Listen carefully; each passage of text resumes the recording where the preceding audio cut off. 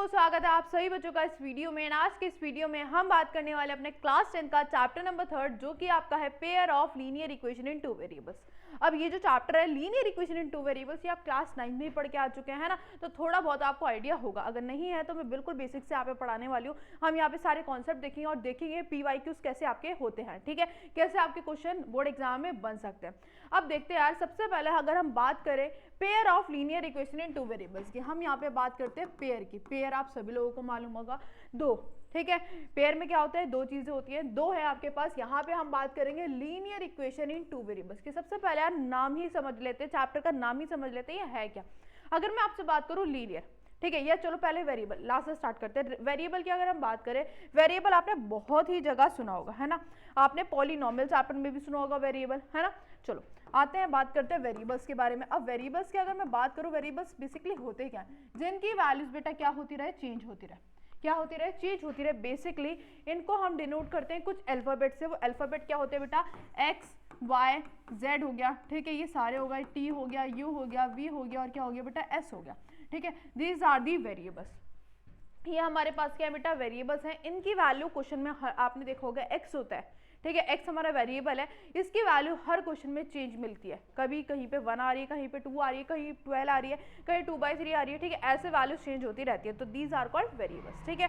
अब अगर हम बात करें बेटा लीनियर की, किसकी बात करें, लीनियर की बात करें। लीनियर, व्हाट इज लीनियर, एक ऐसा वेरिएबल, ठीक है, एक ऐसा वेरिएबल जिसकी हाईएस्ट पावर, या हम बोल सकते हैं एक ऐसा पॉलिनोमियल जिसकी जो हाईएस्ट पावर होती है वो कितनी होती है, 1 होती है। ये भी हमने पॉलिनोमियल चैप्टर में पढ़ा था, अगर आपने कॉन्सेप्ट वाली वीडियो देखी हो तो, ठीक है। अगर नहीं तो ये की तो जल्दी से जाओ और देख के आओ, उसमें 10 मोस्ट इंपॉर्टेंट क्वेश्चंस अलग से वीडियो बन रही है एंड कॉन्सेप्ट की अलग से वीडियो बन रही है, ठीक है। तो चलो भाई आ जाओ, अब बात करते हैं लीनियर की। जैसे मान लो मैंने कुछ भी चीज लिखी, ठीक है, यहाँ पे मैंने लिखा 3x प्लस में, ठीक है, 2 लिख दिया। अब यहाँ पे अगर हम वेरिएबल की बात करें, वेरिएबल की हाईएस्ट पावर बेटा यहाँ पे क्या है, 1 है, ठीक है। हाईएस्ट पावर क्या होनी चाहिए, 1 होनी चाहिए। तो वो हमारी क्या कहलाती है यार, क्या कहलाती है, वो हमारी कहलाती है लीनियर, ठीक है। हाईएस्ट पावर कितनी होनी चाहिए, 1 होनी चाहिए। सिंपल भाषा में हम कह देते हैं डिग्री क्या होनी चाहिए, 1 होनी चाहिए। क्लियर हो गई बात। अब इक्वेशन क्या होती है, देखो यार, ये जो लिखा है ना, ये आपकी एक पॉलिनोमियल है। क्या है, पॉलिनोमियल, ये इसको एक्सप्रेशन में बोल सकते हैं। अगर इसी चीज को मैं किसके इक्वल कर दूं, 0 के इक्वल कर दूं, 0 के इक्वेट कर दूं, तो दिस इज योर इक्वेशन, ठीक है। 0 का अगर इक्वल हो जाती है कोई भी पॉलिनोमियल या कोई भी एक्सप्रेशन, तो वो क्या हो जाती है, क्या बन जाती है, वो इक्वेशन बन जाती है, ठीक है। समझ आ गई बात। तो यहाँ पर हम बेसिकली बात करने वाले हैं pair of linear equation in two variables. मतलब यहाँ पे लीनियर इक्वेशन जो है वो 2 होंगी, ठीक है, और 2 वेरिएबल्स में होंगी। किसमें होंगी, 2 वेरिएबल्स में होंगी। जो आप क्लास 9 में पढ़ के आए थे वो 1 वेरिएबल वाली थी। यहाँ पर अब 2 वेरिएबल पढ़ेंगे, मतलब एक्स वाई आपको पेयर मिल सकता है, ठीक है, वाई जेड मिल जाएगा, कुछ भी मिल जाएगा, लेकिन 2 वेरिएबल्स होंगे। अब देखते हैं कैसे इक्वेशन होने वाली है। अगर हम यहाँ पे बात करें an equation of the form ax plus c where a b c, यहाँ पे थोड़ा सा गड़बड़ी है, यहाँ पे थोड़ी सी गड़बड़ी है, मैं इसको पूरा लिख देती हूँ।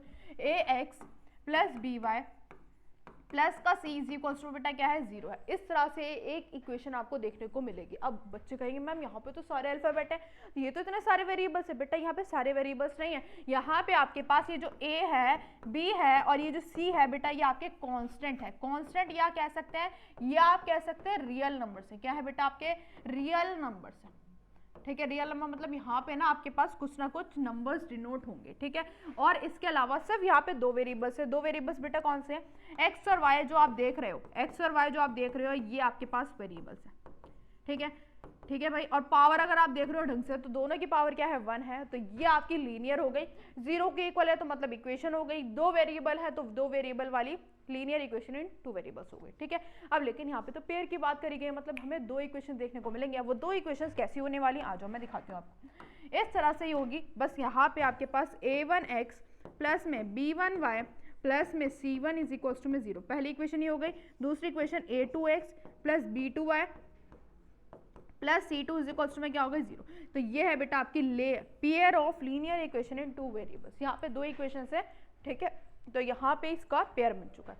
चलो अब आगे की बात करते हैं, तो solution of the linear equation है। क्या है बेटा आपका, सॉल्यूशन ऑफ लीनियर इक्वेशन। अब सॉल्यूशन का मतलब क्या होता है, सॉल्यूशन का मतलब बेसिकली सिंपल भाषा में अगर मैं कहूँ कि 3x प्लस में 4y, ठीक है, एक माइनस का 2 इज इक्वल टू में 0 लिखा है, ये एक इक्वेशन लिखी है, ठीक है, एक लीनियर इक्वेशन लिखी है 2 वेरिएबल्स वाले। अब यहाँ पे मैं कहती हूँ मुझे इसके सॉल्यूशन चाहिए। सॉल्यूशन का मतलब ये है कि x और y की ऐसी वैल्यूज पुट करो, एक्स और वाई की ऐसी वैल्यूज पुट करो कि अगर हम पुट करेंगे तो ये LHS इक्वल्स टू में RHS होना, मतलब ये जो पूरी इक्वेशन है ये क्या हो जाए, ये जीरो बन जाए। समझ रहे हो मेरी बात को? एक्स और वाई की ऐसी वैल्यूज की अगर हम इसमें पुट करेंगे तो ये पूरा का पूरा क्या बन जाए, जीरो बन जाए, मतलब LHS इक्वल्स टू में क्या आ जाना चाहिए, RHS आ जाना चाहिए। ठीक है, तो ये हमारे सॉल्यूशंस होते हैं। अब आगे की बात करते हैं। अब आगे की बात करते हैं, जैसे कि यहाँ पे एक एग्जांपल भी दे रखा है, ये आपकी इक्वेशन है, ये आपके दो सॉल्यूशन दे रखे हैं, हमें ये करना है क्या सॉल्यूशन है या नहीं है। मैं आपको चेक करके बता देती हूँ।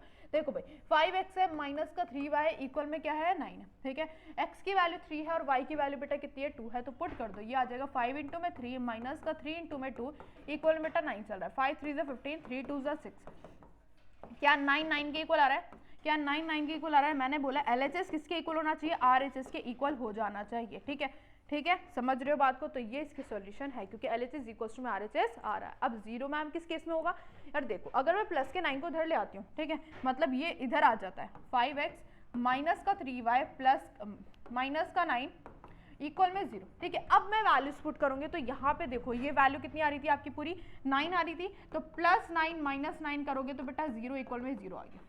ठीक है, 0 होने के लिए सारी चीजें आपके पास यहाँ पे होनी चाहिए। ठीक है, अगर उधर कुछ है तो LHS इक्वल्स टू में RHS हो जाना चाहिए। ठीक है, चलो अब आगे बढ़ते हैं। अब आता है आपके पास ग्राफ। ठीक है, अगर हमें क्या करना हो, ऐसे दो इक्वेशंस दे रखी हो, pair of linear equation in two variables दे रखी हो, उसको हमें ग्राफिकली रिप्रेजेंट करना हो, है ना। अगर सिंपल अगर हम ग्राफिकली रिप्रेजेंट करते हैं और उसमें हमें ये बताना हो कि जो दोनों इक्वेशन की जो लाइन है वो कैसी जा रही है, इंटरसेक्टिंग है या कोइंसिडेंट है या पैरेलल है, कैसी लाइन है, तो हम ग्राफ ड्रॉ करके तो देख नहीं सकते हर बार, बहुत लंबा प्रोसेस हो जाएगा। तो इसलिए यहाँ पे शॉर्टकट तरीका है आपका। क्या शॉर्टकट तरीका है कि आपके पास 3 तरह की लाइन होती है। ठीक है, कितनी तरह की लाइन होती है, 3 तरह की लाइन होती है। सबसे पहले आ जाती है आपकी, सबसे पहले हम बात करते हैं लीनियर इक्वेशन ग्राफिकल मेथड से। ठीक है, यहाँ पे जो पहली लाइन है वो क्या है बेटा, इंटरसेक्टिंग लाइंस। कौन सी लाइन है, इंटरसेक्टिंग लाइंस। आपको पता है ऐसी कुछ इक्वेशंस होती है ना, दो इक्वेशंस इस तरह की होती हैं। अब अगर मैं बात करूं इंटरसेक्टिंग लाइंस की, व्हाट इज इंटरसेक्टिंग लाइंस, यहीं पे मैं बात कर लेती हूँ, उधर हम केस समझ लेंगे। Intersecting lines, what is intersecting lines, जल्दी जल्दी से देखो समझो। यहाँ पे हमारे पास एक लाइन है, ठीक है, और इसी को काटते हुए सिर्फ एक पॉइंट पे जो लाइन काटती हुई जा रही है दूसरी लाइन को, these are the intersecting line. समझ रहे हो, ऐसी दो लाइन जो सिर्फ एक पॉइंट पे कट करे। कितने पॉइंट पे भाई, एक पॉइंट पे कट करे, तो उनको हम क्या कह देते हैं, इंटरसेक्टिंग लाइंस कह देते हैं। समझ रहे हो बात को? अब यहाँ पे अगर हम बात करूँ इनके सॉल्यूशंस की, तो सॉल्यूशन कितने होंगे इनके, ठीक है, सॉल्यूशन कितने होंगे, सॉल्यूशन देखो कितने पॉइंट पे कट करे यार, कितने पॉइंट पे कट करिए, सिर्फ ओनली 1 पॉइंट पे, मतलब इसके हम कह सकते हैं 1 सॉल्यूशन होगा। ठीक है, या हम 1 को यूनिक भी बोलते हैं। क्या बोलते हैं बेटा, यूनिक ही हम इसको बोलते हैं। क्या बोलेंगे, यूनिक सॉल्यूशन। इसके कितने सॉल्यूशन होने वाले, यूनिक सॉल्यूशन होने वाले। अब हम कैसे पता लगाएंगे ये, तो हम ऐसे पता लगाएंगे जब हम इनकी ग्राफ बनाएंगे, जब हमें पता लग पाएगा कि इसका ये सिर्फ एक पॉइंट पे कट करिए, बिना ग्राफ ड्रॉ करे। बिना ग्राफ ड्रॉ करे हम कैसे पता लगा सकते हैं कि इंटरसेक्टिंग लाइन से। तो देखो यार इधर आओ, सुनो ध्यान से, अगर हमें क्या प्रूफ करना है इंटरसेक्टिंग लाइन से, तो कंडीशन क्या होती है आपकी, कंडीशन क्या होती है, आपके पास दो इक्वेशन है, एक एरी और दूसरी एरी। अगर आपसे कह दिया जाए a1 अपॉन में a2, a1 क्या था पहली वाली इक्वेशन का जो x के साथ था, a2 बेटा क्या था दूसरी वाली इक्वेशन में x के साथ था। ठीक है, यहाँ पे a2 आएगा। ठीक है, a1 अपॉन में a2, a1 अपॉन में अगर a2 करते हैं और वो इक्वल नहीं आता किसके, b1 अपॉन में b2 के, तो हम कह देते हैं कैसी लाइन होगी बेटा, इंटरसेक्टिंग लाइन होगी। फॉर एग्जाम्पल समझते हैं, बहुत अच्छे तरीके से समझ आएगा आपको। 3x है प्लस का 9y है माइनस का 4 है इज इक्वल टू में 0 है। ठीक है, पहली इक्वेशन ये हो गई। दूसरी इक्वेशन की अगर मैं बात करूं, दूसरी इक्वेशन की हम बात करें, एक सेकेंड यार, एक सेकेंड।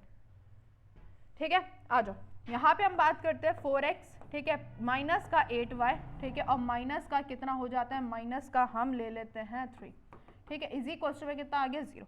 अब देखो बहुत ध्यान सुनना, क्या ही हो रहा है इसमें,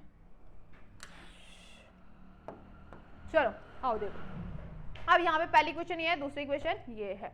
x के साथ जो था वो क्या था, a1 था, मतलब 3 अपॉन में जो यहाँ पे x के साथ था वो a2 था, तो 3 अपॉन में बेटा कितना हो गया, 4 हो गया। ठीक है, फिर इक्वल करके देखते हैं, यहाँ पे जो y1 के साथ वो b1 था और यहाँ पे जो y1 के साथ है वो क्या है, b2 है। तो यहाँ पे देखो क्या ही कैंसिल आउट हो रहा है, नहीं हो रहे, कैंसिल आउट नहीं हो रहे, लेकिन ये क्या इक्वल है, नहीं है, मतलब a1 अपॉन में a2 is not equal to b1 upon में b2। मतलब हम कह सकते हैं ये जो लाइन लिखी हुई है ना, ये कैसी लाइन होंगी, इंटरसेक्टिंग लाइंस होगी। कैसी लाइन होगी बेटा, इंटरसेक्टिंग लाइंस। कैसी लाइन होने वाले यार, इंटरसेक्टिंग लाइंस होंगी। और इसके कितने सॉल्यूशंस होंगे, जल्दी जल्दी से बता दो, यूनिक सॉल्यूशन इसके होने वाले हैं। ठीक है, तो हमेशा बात ध्यान रखनी है, सबसे 3 बातें यहाँ पे ध्यान रखनी है कि अगर ऐसी कंडीशन आ जाती है तो कौन सी लाइन होगी, इंटरसेक्टिंग लाइंस। और इंटरसेक्टिंग लाइंस के कितने सॉल्यूशन होते हैं, यूनिक सॉल्यूशन होते हैं, 1, 2 और 3। ठीक है, तीनों चीजें आपको याद रखनी है। अब आते हैं नेक्स्ट लाइन पे। नेक्स्ट लाइन बस आपके पास 3 लाइन होती है यहाँ पे। ठीक है, अब आती है L1 and L2 are coincident. अगर लाइन कोइंसिडेंट हो जाती है, अब कोइंसिडेंट क्या होती है, देखो बिल्कुल सिंपल सी चीज है। मान लेते हैं एक लाइन यहाँ पे जा रही है, ठीक, एक इक्वेशन की लाइन ये जा रही है और एक इक्वेशन की लाइन सिंपल इसी के ऊपर जा रही है, बिल्कुल इसी के ऊपर जा रही है। ठीक है, ये दूसरी लाइन भी बेटा इसी के ऊपर ऐसे जा रही है, तो ऐसी लाइन को हम क्या कह देते हैं, कोइंसिडेंट लाइन। अब यार एक बात बताओ, कितने सारे पॉइंट पे मिल रही है, बहुत सारे, हर पॉइंट पे मिल रही है, तो मतलब इसके सॉल्यूशंस कितने होंगे, दिमाग लगाओ, कितने होंगे, मैनी सॉल्यूशन, है ना, इनफाइनाइटली मैनी सॉल्यूशन होने वाले। कैसे सॉल्यूशन होंगे, इनफाइनाइटली मैनी सॉल्यूशन। रटने की जरूरत नहीं है, ध्यान से सुनो, समझने की कोशिश करो। वहां पे सिर्फ एक पॉइंट पे मिल रही थी तो मतलब यूनिक सॉल्यूशन थे, मतलब 1 सॉल्यूशन था। यहाँ पे इतने सारे पॉइंट पे मिल रही है, मतलब इनफाइनाइटली मैनी सॉल्यूशन। अब कैसे पता लगाएंगे कि कोइंसिडेंट लाइन है, आ जाओ आ जाओ भाई, हाँ ये रहा। ठीक है, अगर जैसे कि फिर से आपके पास वही इक्वेशन होगी, इक्वेशन से आप कैसे लगाएंगे, a1/a2। अगर ये तीनों इक्वल आ जाता है, ये दोनों तीनों क्या आ जाते हैं बेटा, इक्वल आ जाते हैं, तो हम कह देंगे कोइंसिडेंट लाइन होगी। समझ रहे हो बात को, इक्वेशन एग्जांपल लेते हैं, 3x + 9y, ठीक है, माइनस का 4 इज इक्वल टू में 0। नेक्स्ट इक्वेशन लेते हैं हम, नेक्स्ट इक्वेशन लेते हैं हम, यहाँ पे ये आ जाएगा आपका 6x, ठीक है, प्लस का 18y, ठीक है, माइनस का 8y, 8 इज इक्वल टू में 0। ठीक है भाई, ठीक है भाई, इतनी बात समझ आ गई। अब पुट करते हैं, a1/a2 इज इक्वल टू में b1/b2 इज इक्वल टू में c1/c2। अब देखो काट पीट के क्या यार, ये इक्वल आ रही है, 3 1 = 3, 3 2 = 6, ठीक है, यहाँ 18 है, ठीक है, 9 1 = 9, 9 2 = 18, ठीक है, माइनस से माइनस गया, 4 1 = 4, 4 2 = 8। तो यार 1/2 1/2 1/2 इक्वल आ गया, यस मैम आ गया। तो हम कह सकते हैं कैसी लाइन होने वाली है, कैसी लाइन होगी, कोइंसिडेंट लाइन हो जाएगी। कौन सी लाइन, कोइंसिडेंट लाइन हो जाएगी। और जल्दी से मुझे इसको सॉल्यूशन भी बता दो, सॉल्यूशन कैसे होने वाले हैं इसके, infinitely many solution, infinitely many solution. इसको मैं बहुत ढंग से पढ़ा रही हूँ क्योंकि ये बहुत ही ज्यादा इंपॉर्टेंट है, सारी चीजें। क्यों इंपॉर्टेंट है, या तो इसका एमसीक्यू क्वेश्चन बनेगा, मतलब डेफिनेटली इससे क्वेश्चन बनता ही बनता है, या तो एमसीक्यू बनेगा या 2 नंबर में आपका क्वेश्चन आएगा ही आएगा। ठीक है, तो बहुत ध्यान से इस कॉन्सेप्ट को अच्छी तरीके से पढ़ लो यार। ठीक है, बहुत इजी कॉन्सेप्ट है। चलो भाई, ये भी समझ आ गया। लास्ट लाइन आ गई जो कि पैरेलल है। क्या है बेटा, पैरेलल है। अब पैरेलल तो यार आप सभी लोगों को पता है, एक लाइन ये रही और दूसरी लाइन ये रही जो कभी मीट ही नहीं करती। तो सोचो उसके सॉल्यूशंस कितने होंगे, सोच लिया कैसे सॉल्यूशन होंगे, जब ये कभी मिलती ही नहीं है तो यार नो सॉल्यूशन, कोई सॉल्यूशन होगा ही नहीं इसका, कोई सॉल्यूशन होगा ही नहीं इसका। समझ रहे हो बात को, समझ रहे हो, ठीक है, तो नो सॉल्यूशन हो गया। अब देखते हैं कंडीशन क्या होती है। कंडीशन कुछ नहीं होती, a1/a2 इज इक्वल टू में b1/b2 but not is equal to c1/c2। ये दोनों तो इक्वल होंगे लेकिन ये इक्वल नहीं होगा।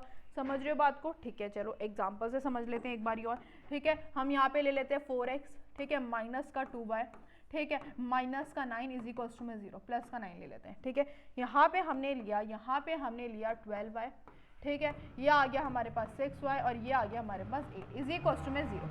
अब यार देखते हैं क्या बन रहा है। यस देखते हैं, आ जाओ। 4/12 इक्वल में -2/6 इक्वल में 9/8। देखो यार कुछ कट रहा है क्या, यस मैम कट तो रहा है। 4 1 = 4, 4 3 = 12, 1/3 माइनस से माइनस गया, 2 1 = 2, 2 3 = 6, लेकिन वो तो कटेगा ही नहीं। तो यार ये तो इक्वल आ रहा है लेकिन ये इक्वल नहीं आ रहा, तो मतलब सॉल्यूशन नो सॉल्यूशन। और लाइन कैसी है, लाइन कैसी है, पैरेलल लाइन है। कैसी लाइन है भाई, पैरेलल लाइन है। तो this is all about our graphical representation वाला। 3 लाइन होती है, आई होप समझ आ गई होंगी, है ना। तो बहुत ध्यान से इसको पढ़ लेना। अब आगे की तरफ बढ़ते देखते हैं क्वेश्चन कैसे बनता है। सबसे पहले यार ऐसा क्वेश्चन आपका एमसीक्यू में आया हुआ है, ठीक है, देखो ध्यान से।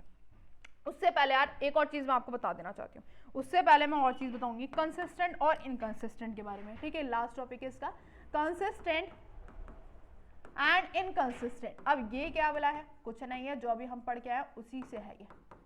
ठीक है, अगर मान लो इनकंसिस्टेंट लिखा हुआ मिल गया, इनकंसिस्टेंट लिखा हुआ मिल गया, मतलब ये किसकी बात कर रहा है यार, पैरेलल लाइंस की बात कर रहा है। किसकी बात कर रहा है, पैरेलल लाइंस की, मतलब पैरेलल लाइन ही को ही हम क्या बोल देते हैं, इनकंसिस्टेंट बोल देते हैं। अब जो दो लाइन बची वो कहाँ पे आ जाएंगी, वो कहाँ पे आ जाएंगी, वो कंसिस्टेंट में आ जाएंगी। मतलब कौन कौन सी लाइन, इंटरसेक्टिंग लाइंस, कौन सी इंटरसेक्टिंग, एंड बेटा कौन सी कोइंसिडेंट, कौन सी कोइंसिडेंट लाइन। समझ रहे हो बात को, ठीक है भाई। तो बस यही मुझे आपको पढ़ाना था, जहाँ पे भी इनकंसिस्टेंट वर्ड आ जाए मतलब पैरेलल लाइंस की बात हो रही है, जहाँ पे भी कंसिस्टेंट वर्ड का वर्ड आ जाए इंटरसेक्टिंग एंड कोइंसिडेंट लाइन की बात हो रही है। चलो हम समझ रहे थे क्वेश्चन को, आ जाओ फिर। ये रहा, if a pair of linear equation is inconsistent, देखो यहाँ पे inconsistent की बात हो रही है, then the graph line will be, तो उनकी लाइन कैसी होती है यार, पैरेलल होती है। अभी हमने देखा inconsistent क्या था बेटा, पैरेलल लाइन था, तो बस यहाँ पे क्या आ गया, पैरेलल आ गया। ठीक है, इस तरह से आपसे पूछा जा सकता है। ठीक है, तो सारी चीजें आपको याद रखनी है। अब आते हैं क्वेश्चन कैसे बन रहे थे वो हम देखते हैं। यहाँ पे ऐसे इक्वेशन दे देगा, आपको ये शो करके दिखाना होगा क्या ये यूनिक सॉल्यूशन है। यूनिक सॉल्यूशन को आपकी कंडीशन पता है, बस रख के दिखाओ और प्रूफ कर दो। आ जाओ नेक्स्ट, ये भी क्वेश्चन इंपॉर्टेंट है। इस तरह से बेसिकली क्वेश्चन आता है आपका कि यहाँ पे के गायब कर देगा, आपको बोल रखा है यूनिक सॉल्यूशन है, तो आपको के की वैल्यू बतानी होती है। ठीक है, चलो आगे की तरफ बढ़ते हैं। यहाँ पे नो सॉल्यूशन मतलब सारी चीजें दे सकते हैं। यहाँ पे सिंपल ये नहीं बोला जाता कि पैरेलल लाइन है कंसिस्टेंट, यहाँ पे सॉल्यूशन के हिसाब से बात होती है। ठीक है, तो सॉल्यूशन मस्ट है, याद करना। चलो नेक्स्ट, सेम वही प्रोसेस है, आपको यहाँ पे यूनिक सॉल्यूशन से ही पूछा गया है, नो सॉल्यूशन से भी, और is there a value of k for the infinitely many solution, यही बताना है कि इनफाइनाइट सॉल्यूशन पे क्या के की वैल्यू एग्जिस्ट करेगी। यस, चलो ये था भाई आपका ग्राफिकल। ठीक है, ये इंपॉर्टेंट पार्ट था, बहुत ही ज्यादा इंपॉर्टेंट पार्ट था इस चैप्टर का। अब आगे बढ़ जाते हैं आपका नेक्स्ट मेथड पे कि अगर आपको एक्स और वाई की वैल्यूज निकालनी हो, क्या निकालनी हो, सॉल्यूशंस निकालनी हो, या हम कह सकते हैं तो आपके पास बेसिकली दो मेथड होते हैं। सबसे पहला जो मेथड होता है बेटा वो कौन सा होता है, सब्स्टिट्यूशन मेथड। सब्स्टिट्यूट करते हैं एक तरह से हम इसमें, जैसे कि एग्जाम्पल समझते हैं ना, एग्जाम्पल से समझते हैं। जैसे कि आपके पास ये इक्वेशन दे रखी है, हमें एक्स और वाई की वैल्यूज निकालनी है सब्स्टिट्यूशन मेथड से। तो देखो यार कुछ नहीं करते, यहाँ पे आपके पास दो इक्वेशन है, एक इक्वेशन को पकड़ो, वहां से या तो एक्स की वैल्यू निकाल लो या किसकी वैल्यू निकाल लो, वाई की वैल्यू निकाल लो। ठीक है, तो कोई सी वैल्यू आप निकाल सकते हैं। तो मैं एक काम करती हूँ, एक्स की वैल्यू निकाल लेती हूँ, प्लस का वाई बेटा, चलो पहले मैं इक्वेशन लिख देती हूँ। प्लस का वाई बेटा उधर जाके माइनस हो जाएगा इस तरह से, 2 मल्टीप्लाई में नीचे आके डिवाइड हो जाएगा, ये आगे बेटा एक्स की वैल्यू। ठीक है, अब इसको सब्स्टिट्यूट करते हैं दूसरे इक्वेशन में।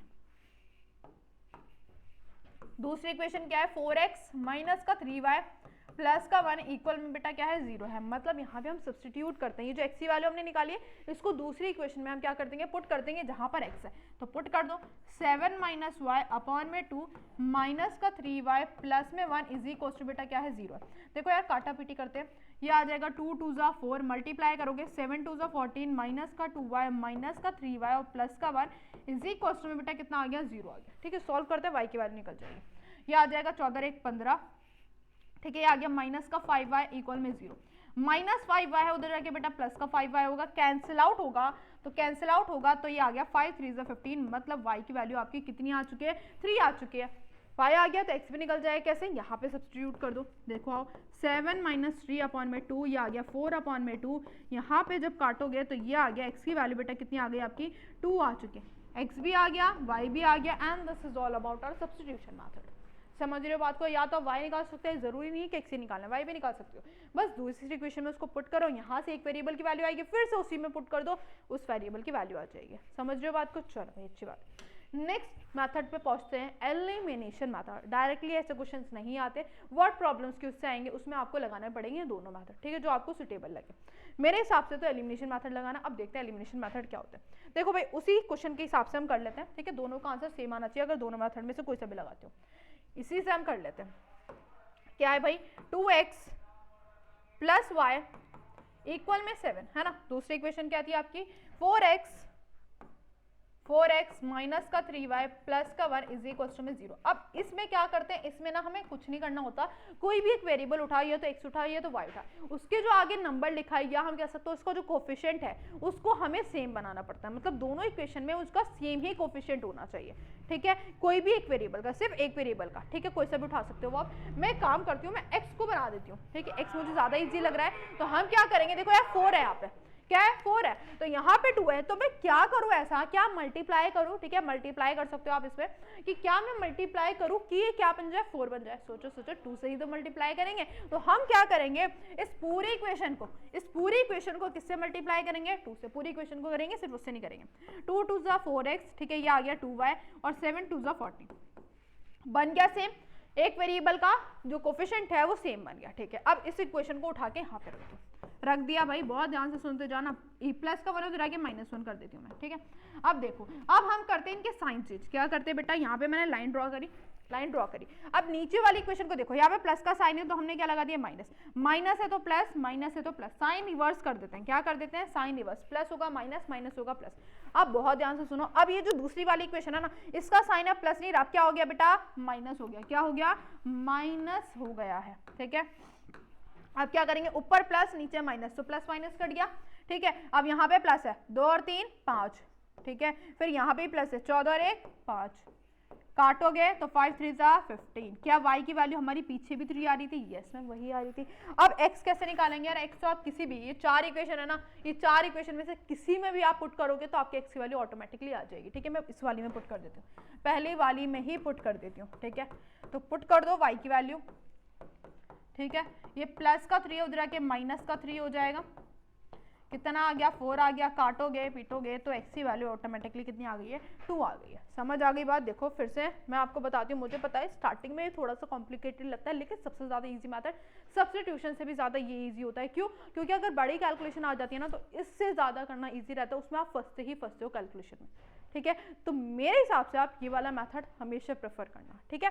आओ दोबारा समझते हैं क्या करते हैं। सबसे पहले x या y का जो कांस्टेंट है या कोफिशिएंट है उसको सेम बनाना है, मल्टीप्लाई करके सेम बना सकते हो आप कैसे भी, ठीक है। मल्टीप्लाई करके सेम बनाने के बाद इनको हमें काटना होता है, ठीक है, काटना होता है, सिर्फ हमारे पास एक ही वेरिएबल बचे ताकि हमारे पास एक ही वेरिएबल की वैल्यू आ सके। तो इसको हमने हटा दिया, y बचा, y में किसी भी 4 इक्वेशन में से किसी में पुट कर दो, आपकी x वैल्यू सेम ही आने वाली है, ठीक है। चलो क्वेश्चन देखते हैं, ये इस तरह से क्वेश्चन आ सकता है, ठीक है, 2 नंबर में आ सकता है, इस तरह से आ सकता है आपका, एंड ये रूट में है आपका, इन सबको क्वेश्चन को आपको सॉल्व करना है। अब आ जाते हैं बेटा वर्ड प्रॉब्लम्स की। Word problem is the most important in this chapter, ठीक है। वर्ड प्रॉब्लम्स आती है कंफर्म है, ठीक है, और ज़्यादा नंबर में आएगी, 5 नंबर में तो आती ही आती है, ठीक है। या तो आपका 5 नंबर में आ जाएगा या आपकी केस स्टडी बन जाती है, ठीक है, कभी कभार। अब आओ देखो क्या बोलता है, the monthly income of A and B are in the ratio. Monthly income दे रखा है, एक्सपेंडिचर दे रखा है, आप 5000 पर मंथ बचाते हैं तो आपको बताना है इनकम कितनी होने वाली। इस तरह के क्वेश्चन आपके बनते हैं, ठीक है। तो ये ऐसे ही होता है, पहले इक्वेशन बनानी पड़ती है, फिर एक्स और वाई की वैल्यूज निकालनी पड़ती है। जैसे ये टैक्सी चार्जेस वाला, ये फिक्स चार्ज वाला जो क्वेश्चन है, इस तरह का आपका बुक में भी है, एग्जैक्ट नहीं है, अलग है थोड़ा सा, ठीक है। आगे बढ़ते हैं, ठीक है, ये नंबर्स वाला है, ये मोस्ट इंपॉर्टेंट है, ये मोस्ट इंपॉर्टेंट है, हर बारी पूछा जाता है, ठीक है। इस क्वेश्चन को बहुत ध्यान से पढ़ लेना। ये फ्रैक्शन वाला भी इंपॉर्टेंट होते हैं, एजेस वाले क्वेश्चन भी इंपॉर्टेंट होते हैं, ये तो ठीक है, एजेस वाले क्वेश्चन भी इंपॉर्टेंट होते हैं। नेक्स्ट इस तरह पढ़ते हैं, एजेस वाला है, ठीक है, और ये आपके भाई वही है, ट्रेन वाला क्वेश्चन है, ठीक है, ये भी मोस्ट इंपॉर्टेंट होते हैं, ये भी मोस्ट इंपॉर्टेंट होते हैं, डाउन स्ट्रीम अपस्ट्रीम वाले, ठीक है। इनको बहुत अच्छी तरीके से पढ़ लेना, ठीक है। ये सारे क्वेश्चन ज़्यादातर जो मोस्ट इंपॉर्टेंट वाले सारी कैटेगरी में 10 मोस्ट इंपॉर्टेंट क्वेश्चन में अच्छी तरीके से समझाने वाली हो, तो इस वीडियो को बिल्कुल ही मिस मत करना, ठीक है। चलो नेक्स्ट है, ये आपका क्वेश्चन है, और बस this is all about our this chapter. हमने सारे कॉन्सेप्ट समझ लिए, क्वेश्चन भी देख लिए किस तरह के, एलिमिनेशन मेथड कैसे सॉल्व होता है, सब्स्टिट्यूशन मेथड कैसे सॉल्व होता है। आई होप सारी चीज़ें क्लियर हो गई होंगी। अब मिलते हैं 10 मोस्ट इंपॉर्टेंट क्वेश्चन की सीरीज में।